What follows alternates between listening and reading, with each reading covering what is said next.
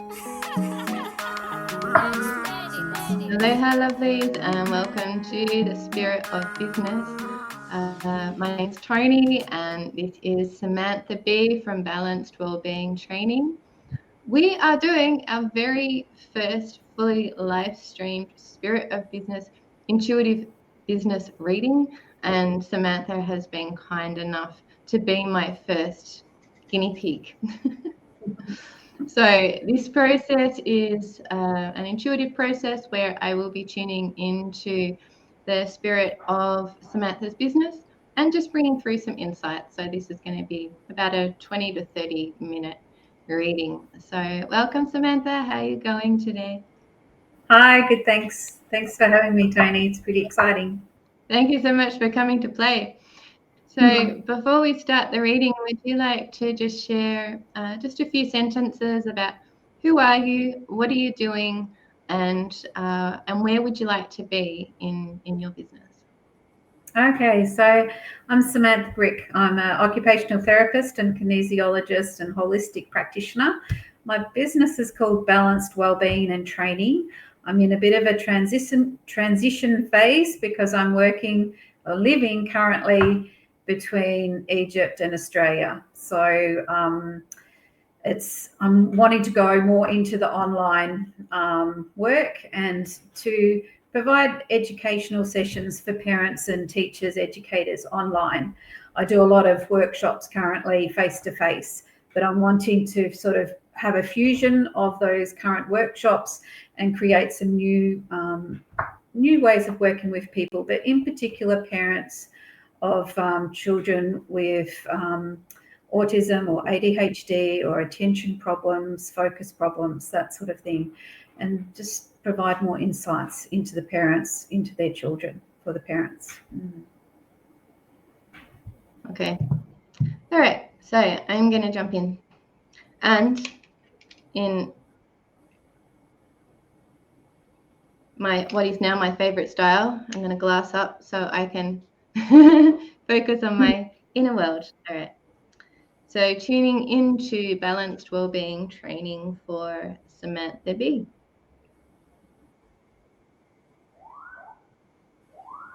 So first of all, I'm just asking to see a space where I can engage with the spirit of business.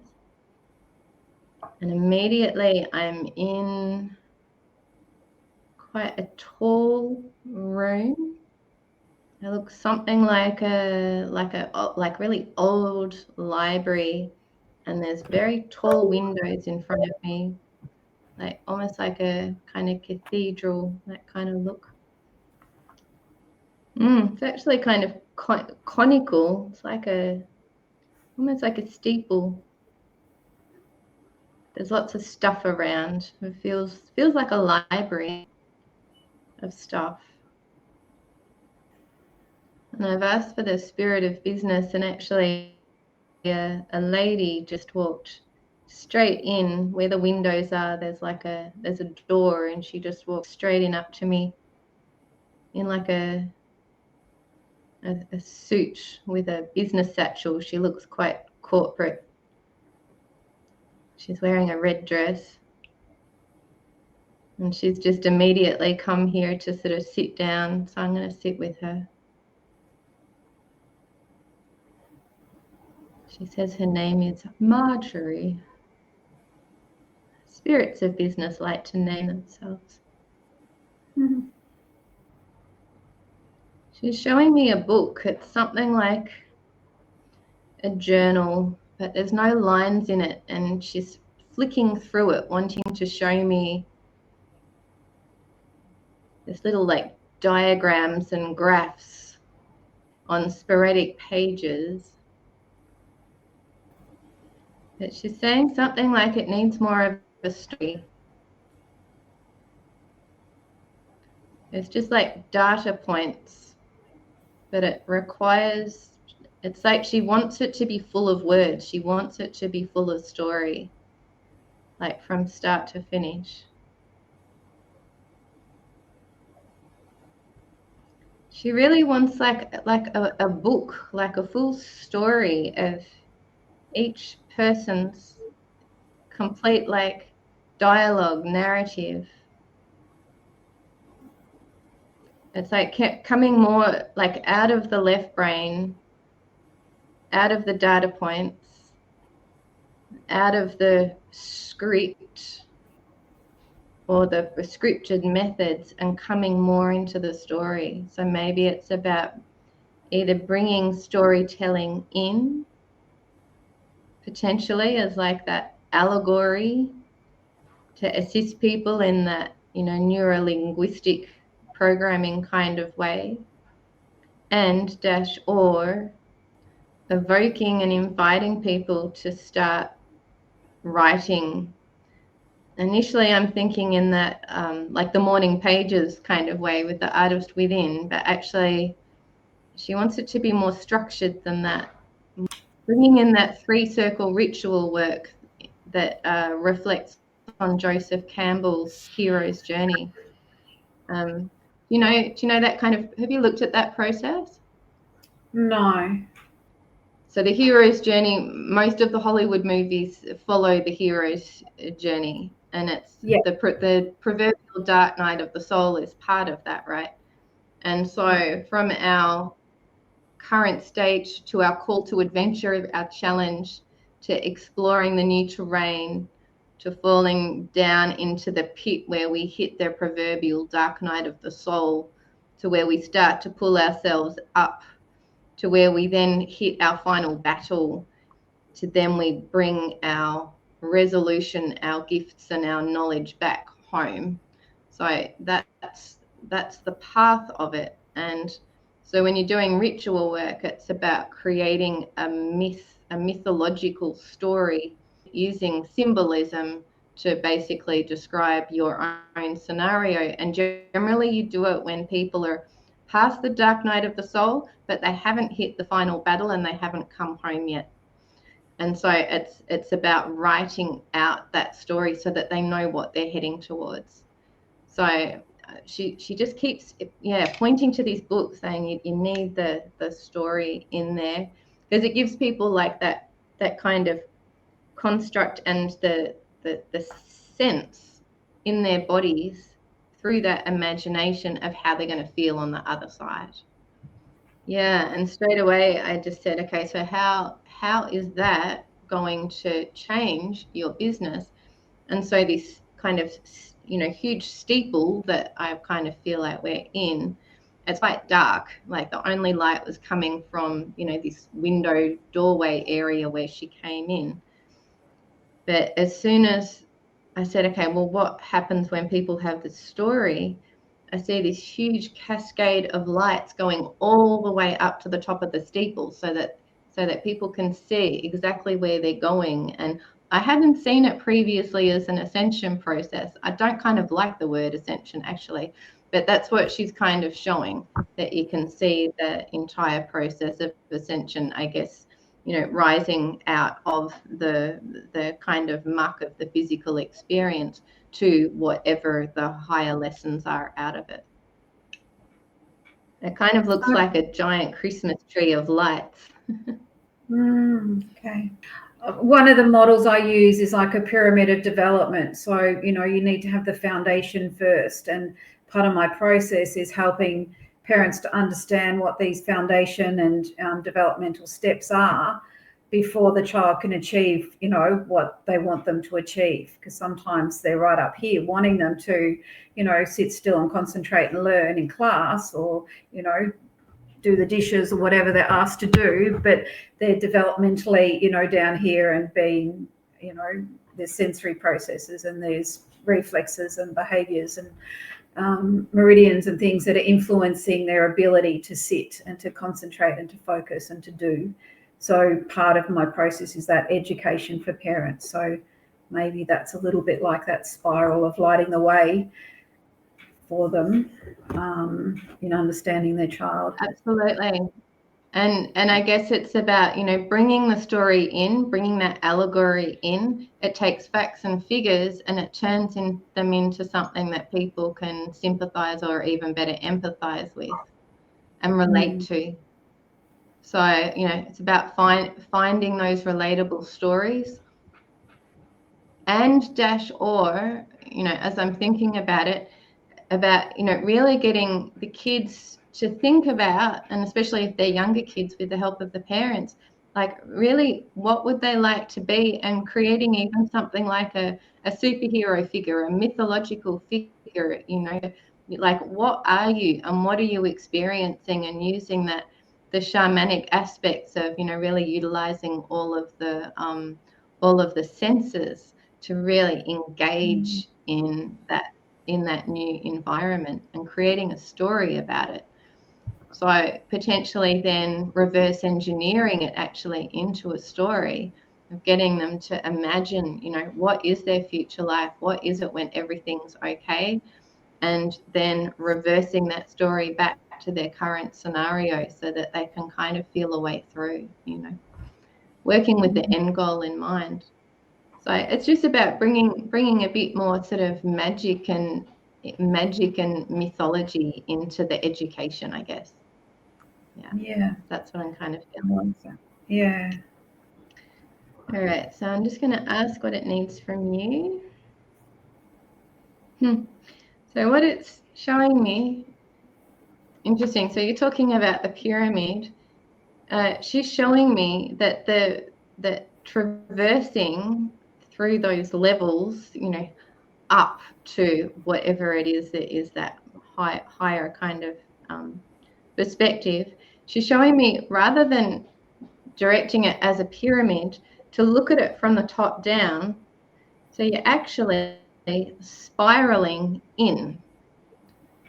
So in the energetic sense, you're like spiraling up a steeple, but on, say, a piece of paper, and she's showing me like to draw it actually on a piece of paper as a map, the hero's journey, to spiral it into the center, and even to put like little stepping stones, like little markers all the way through. And I'm even being shown like that in like different colored markers to make it look kind of visually aesthetic.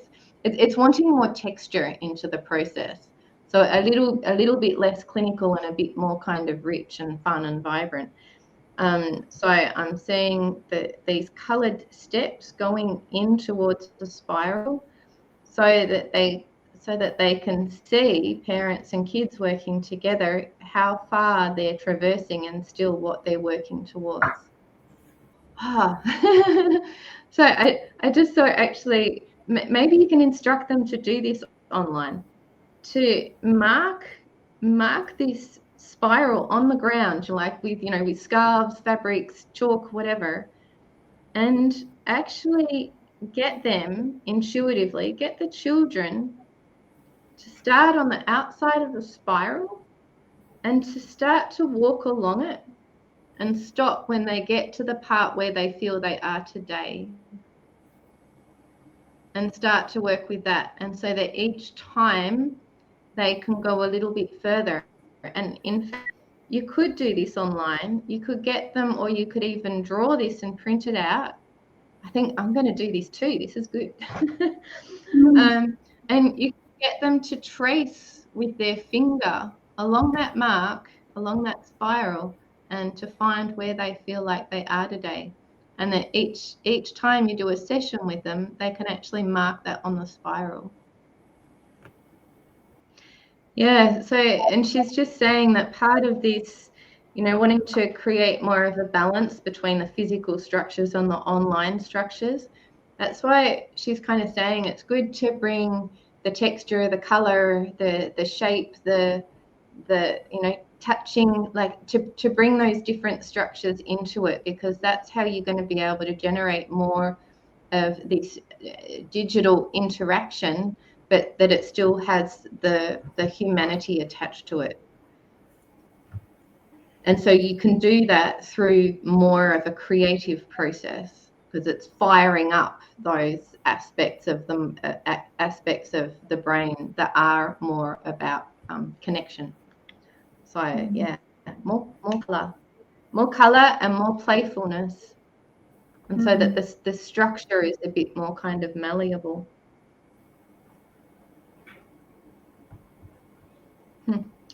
Yeah, that spiral keeps coming up again. So then I just ask, okay, well, what's the first thing that you can do to start to move towards that? And it's saying, okay, so you need to start playing with these structures for yourself. And I keep saying, like, beads or buttons, these colored things, like literally lay them out in a spiral on a table or something somewhere. So you can start practicing that yourself and just running your finger along there and finding out where in that spiral you are today, or if you have the space to be able to create it on the ground, to start reversing that. So yeah, how's that feeling so far? It's quite a different perspective from where I've been, but I've been a bit stuck because I think I have been more clinical and, knowing others have already done sensory and reflexes, and I want to bring in, chakras and meridians, but not knowing how to sort of marry it all together. But I like this idea of it's still a developmental, but it's a spiral, it's steps on the way. There's, it's understanding yourself and understanding the child, but it's from a more play base, which is how I work.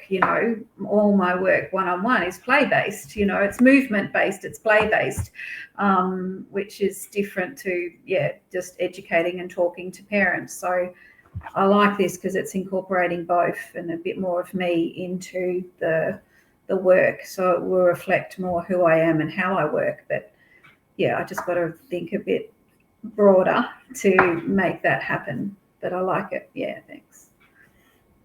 Well, my sense is not to think broader, to feel broader, and what keeps coming through is the texture. So rather than sitting just like this face to face on a call, that by bringing in these physical structures, it's creating a sensory experience for the child as well, so that they're coming back to their bodies. Because I'm sure you've experienced this too. I feel like most of the issues with people having behavioral and mental emotional problems is because we're very much disconnected from here down.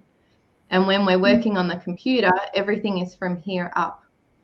So to create a structure of development and a progress and unfolding and growth, we need to keep the body involved. So yeah, I'm happy to do more exploration with you in future as well, because these are all tools that I'm developing for myself too.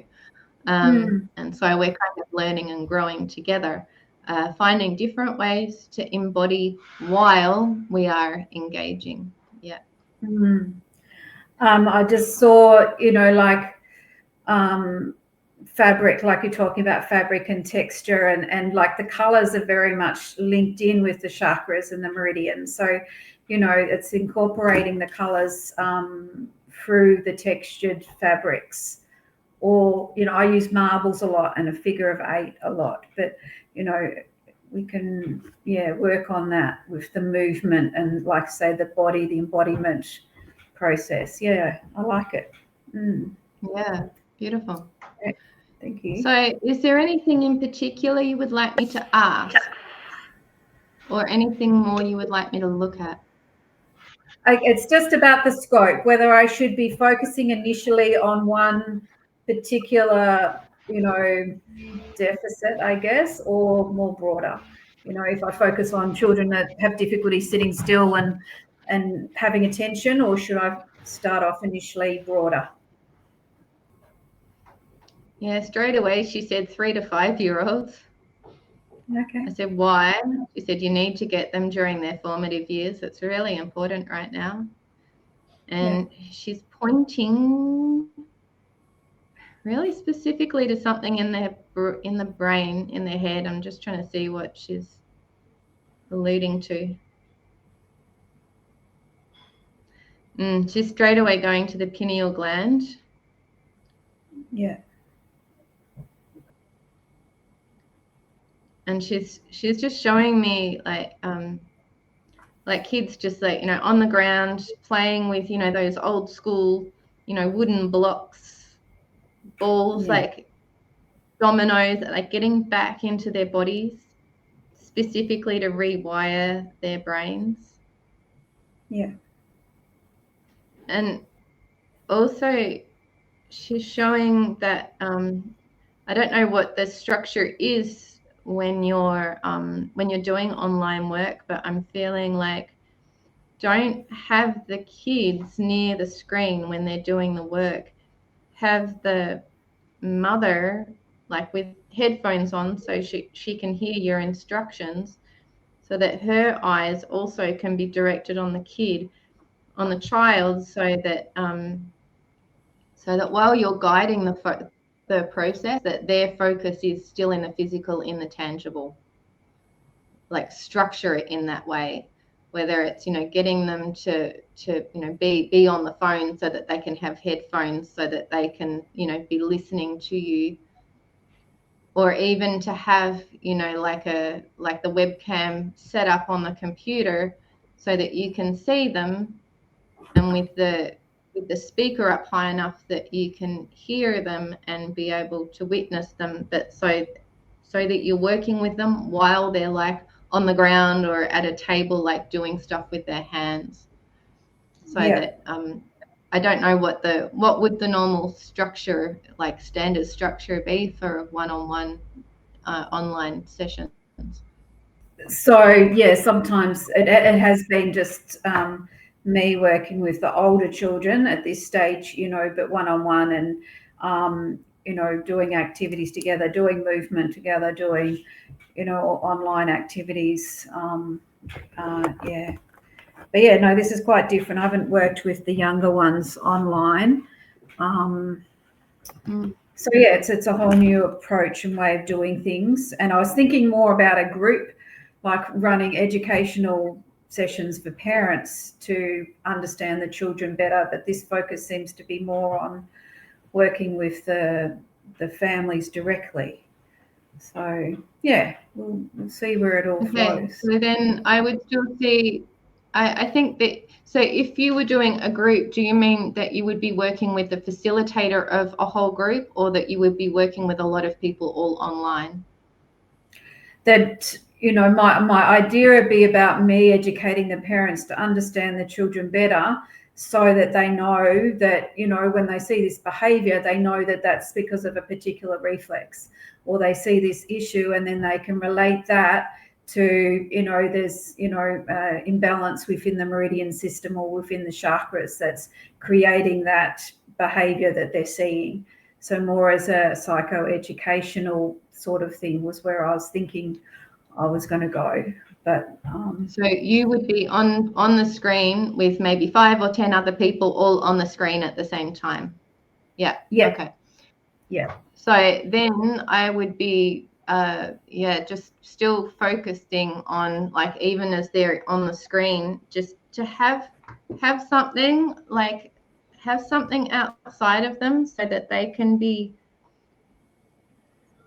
the thing seems to be about just trying to stop this thing of just all of the education just be looking at a screen. Yeah.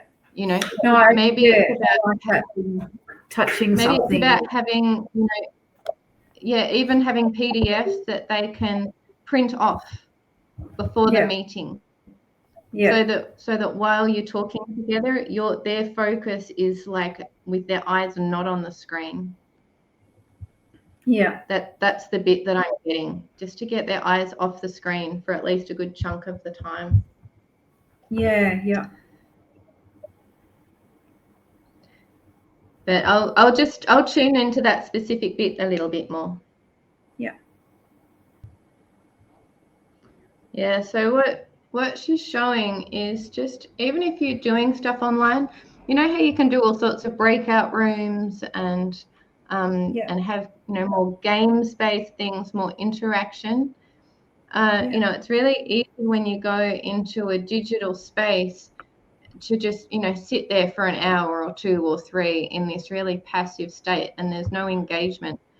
And so when you're educating people about engagement and about behavior and about interaction and stuff, it's like finding games, different exercises, reflective things, stuff that people can do within the group, and then breakout groups, so that the dynamic of the space is constantly shifting. getting people into breakout groups, getting people to find their own leaders within breakout groups, and having different reflective circles. There's so many different kinds of games and things like that you can do as a group online that just break up that dynamic a bit. Like when I was doing creative writing at uni, then when the whole COVID thing started, our educational moved to online. And so they didn't spend more than about 10 minutes at a time talking. The rest of the time we would be in breakout groups doing different exercises, things like that, So, yeah.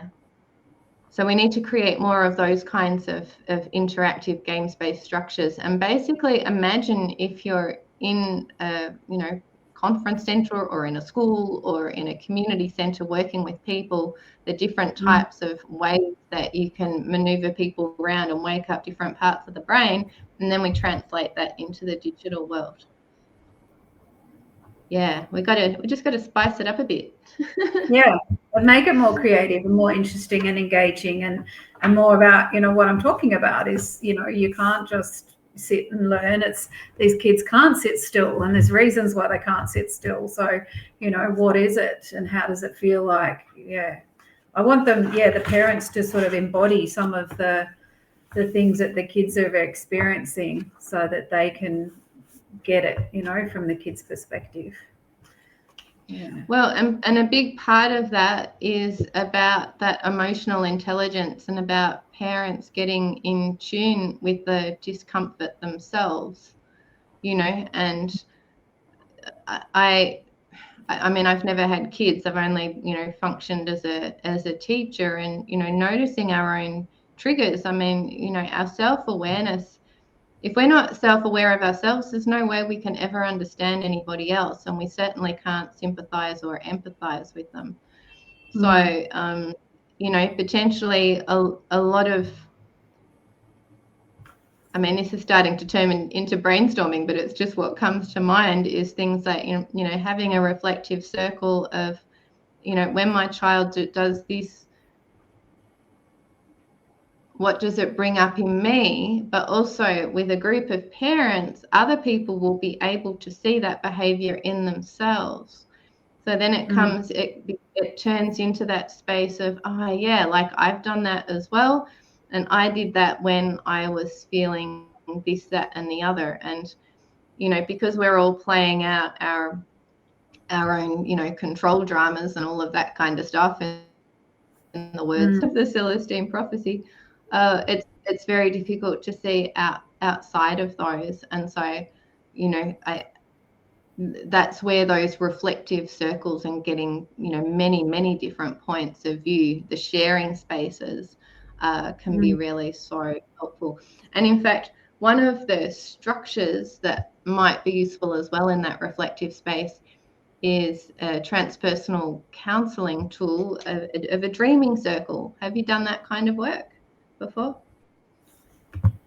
So in a dreaming circle, somebody actually brings their actual dream into the space, and shares it, and then the rest of the group, they reflect on what that means to them. They'll say, in my dream, that thing symbolized that. In my dream, that bit felt like this, that, and the other. And it might sound a bit superfluous, but it's incredible how much insight that can bring when we have an understanding of all the other perspectives on those things. So perhaps you could try something like that with a parent bringing in, maybe a problematic behavior or something like that from the child. And then everybody else saying, well, in my dream, that happened because I was angry because I couldn't go outside, or I was fidgeting because I was, I had a sore stomach, because, what I mean, that it could be lots and lots of different things. And when a parent is triggered by their own child, just like when a child is triggered by their own parent, it can be very, very difficult to see outside of that. So, yeah. Maybe we need to do some more brainstorming sessions to come up with some ideas on these kind of counselling and educational structures online. But hopefully that's given a few ideas just to kind of start with anyway. Yeah, it has. It's sort of certainly opened up. Like I was a bit stuck. So this has sort of opened up my ideas and perceptions of how I can go about educating people, but in a really fun and engaging way. So that it's incorporating more of what I do, you know, in the real world to the online world. But yeah, just developing that further. Yeah. Thank you. It's been really interesting. You're so welcome. Thank you so much for coming and hanging out. And so your link, if anybody wants to do some work, is balancedwellbeingtraining.com. Yeah. And so who are the main people that you're working with? So parents of children, yeah, so like you've just said, 3 to 5, but I might work with all age groups. Generally with people, you know, if there's some sort of developmental delay, that's why they'll come to an occupational therapist.